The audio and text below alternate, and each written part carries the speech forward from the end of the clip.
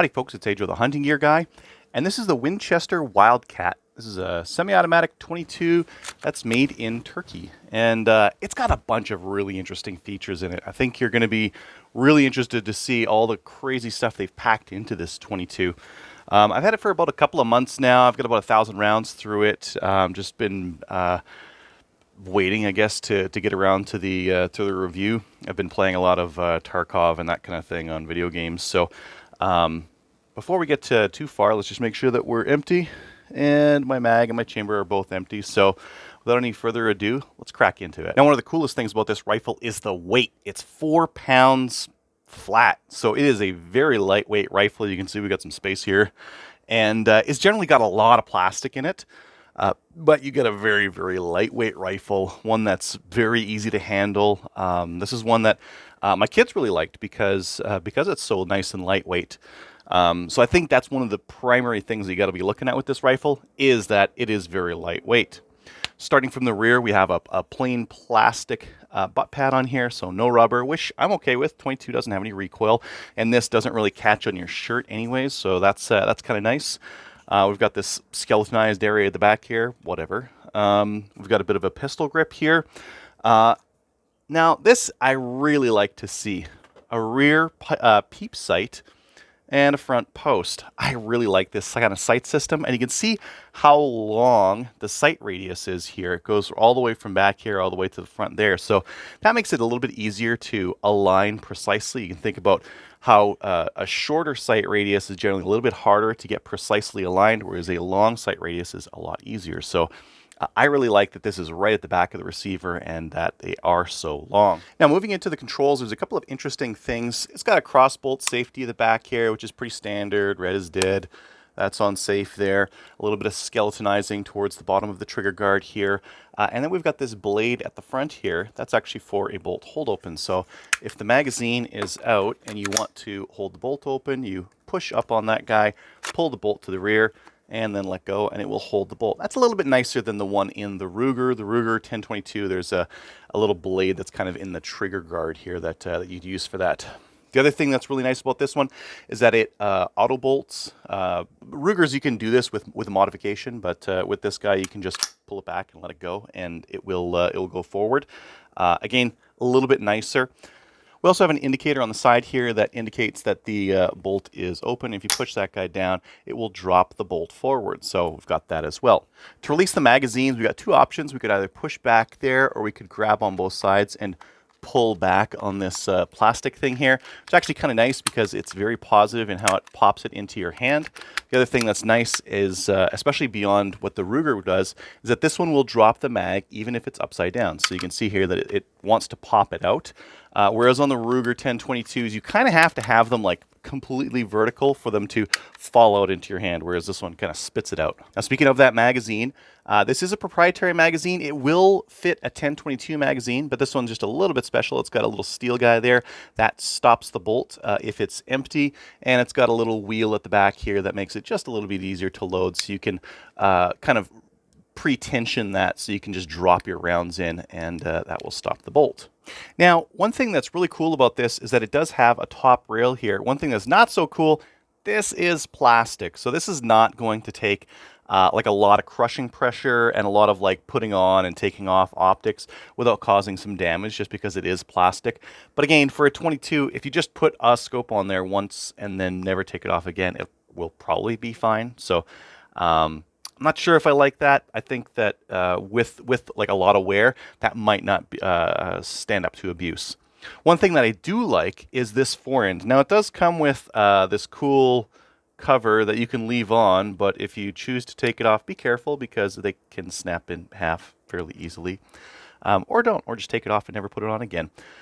It does have a little sling stud there for a sling. Now, one thing that people find is with these plastic molded in sling studs, they snap them off if they put a bipod on there, like a Harris or something like that. They torque it sideways and you crack them. So what Winchester's done in this case is they have this little bit of Picatinny rail on the front, which is actually really handy. That's all you need to mount like a nice little pick rail based bipod on the front, which is going to be more steady, and you're not going to rip that off compared to the little sling stud that you could rip off if you chose to put a bipod on there. So I think that's a really smart way of doing a fore-end design, especially on a 22 like this.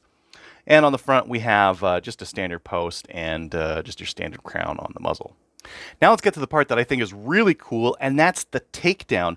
Taking down 22s is something that a lot of them you need Allen keys, you need to pull a couple screws off the bottom, take the action off the stock, push a couple pins out, pull the trigger out, and then you finally get access to the bolt. And really, if you're shooting dirty ammo in your semi-automatic 22, you're going to start to have problems after 500 to 1,000 rounds every time. So you need to be able to get to the bolt. Now, if you take the action off and you put it back on the stock, you have to retension it to the correct torque, or you might see slightly different point of impact hits compared to before. Not so with this rifle. This rifle has the easiest takedown that is available in a popular 22 platform these days. I'm just going to use this this bore light to get to it. But see that button on the back there? All I'm going to do is press that button and then pull the trigger guard down and out. I'm going to have to pull down a little bit here, and you can see that it's starting to disengage. And if I just pull that guy right out, one of the cool things, you see that handle? You don't have to take the bolt handle out. It rotates over to the side, and this entire thing comes out. So there's quick access to my breech face. If I wanted to get a toothbrush and just kind of clean that off, that would be very easy. And then the rest of this doesn't really need to be all that cleaned because it's just plastic. So parts of this remind me of the Browning SA22. Parts of it remind me about the Remington Nylon 66. Nylon 66, like when you think of all the plastic on this thing, it really reminded me of that. And then the Browning SA22, when you look at this, because we've got our striker, our recoil spring, all of it kind of in this tight little package, very, very much like that original Browning design. But you can see how easy it would be now to clean my bolt, pull it out of here. There we go. Clean that bolt face. Clean any of the trigger components that might have had crud in it, because again, 22 ammo is pretty dirty, and then get this thing back in action. Now that's one cool thing. The other cool thing that I really like about it, you guys see right there, see those two Allen keys? Isn't that neat? This tiny little Allen key is actually the one you would need to use to tighten down the bolt on this rear sight. So if you needed to change your rear sight, whether it be your elevation or windage, you could do that with this little Allen key that's built into the trigger group. Now, if we want to take our rifle down a little bit further, there is a bigger Allen key on this side, and that will mate in with an action screw that goes right there. But why? Why? Like, you'd have to on another rifle to clean it a little bit better. With this one, there's no point. You could take it down, I guess, but I don't think you would need to. I think all the stuff you need to clean on the regular is here and here. So that's all. That's as far as I would go, really. Now, when we have this thing open, I'm going to go to a couple of cons here, or at least I think they're cons. One of them, the plastic in here, this is like almost all plastic. There's a couple of like little metal parts in here for the hammer and that kind of thing, but most of the rest of it's plastic. You can look at the this is that mag retention mechanism, and it's some pretty skinny little plastic. I'm not sure if this would really survive if I took this out in a cold Albertan winter and I went to start shooting and got rammy with the magazine or something like that. I'm pretty sure some little parts in here are going to break just because, again, they are so spindly in here. But it's light. It's very light, and the price is pretty reasonable as well. So you got to take those things into consideration as well. Now to reassemble, we're just going to take this guy. It's going to kind of pop into that little area there and then go in there. Like, this is not super rocket science. You guys are going to be like, I'm going to blow your mind putting this thing back in. Because again, this takes a while to do with most other 1022s. I angle the bolt charging handle there so that it'll go into the recess. It's got a little hook on the front here that's going to match in with that recess there as well. So I get this up in there. I grab onto that hook and I start pushing down or slapping it closed, and that's it. That's it. This is a well-designed takedown on this 22. Very well designed. And in case you wanted proof, there's a Ruger 1022 mag. They don't quite like rock in as nicely as the factory mags, but they do go in and they do feed, but they do not lock hole open because they don't have that little metal doohickey on there like the Winchester mags do. In terms of weight, the Winchester mags are quite a bit lighter than the Ruger 1022 mags. So if you wanted to throw a couple of these in your pocket, they're just going to weigh a little bit less than the 1022 one. So where does that leave us? I think that really what this does is it puts a really serious, innovative competitor against the Ruger 1022 and some of the other 1022s out there. I think the Savage 22s, their semis are starting to become pretty innovative as well. But man, this thing's got a lot of features packed into it. A lot of really interesting features. I use that Picatinny front. I have a Picatinny bipod and it worked great. I use the iron sights. I liked the iron sights. I don't like a lot of iron sights that have that that blade style a little bit further forward. I found it very easy to be accurate with this style. I put a red dot on here. That worked really well, really good as well. So there's a couple of things on this rifle that are really, really well done. Accuracy on it wasn't fantastic at about 50 meters, same thing, 50 yards.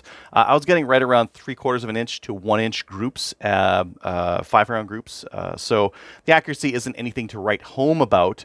But I think the rest of it that you're getting off of this thing is really good. Again, this is not a heavyweight target rifle. This is a very lightweight, pretty innovative rifle. I would take this thing out small game hunting. I might not even run an optic or anything like that. Just the iron sights would be fine with it. And because it's 4 pounds, it's so lightweight, this thing is going to be very nice to haul around in the bush. You can easily grasp around the middle of the receiver there and just take this thing out hunting rabbits or squirrels or something like that. And I think that if I were to pull a 22 out of my safe for my kids to use for hunting small game, it might be this one. I've got a lot of 22s. I've got like a Ruger 795, or sorry, a Marlin 795, a bunch of Ruger 1022s, a bunch of other stuff. I might pull this one out just because it's lightweight, kind of like the Mossberg Plinkster, but the quality is a lot higher than the Mossberg Plinkster. I didn't have any reliability issues whatsoever, and it's very easy to get to that bolt and keep it clean, which I think is something that's important for a lot of semi-automatic 22s. So I think for around the price of a Ruger 1022, this is a really compelling, really innovative 22 design, and I think probably the most innovative 22 design I've seen in the last 10 years, which is saying something. So thanks for watching.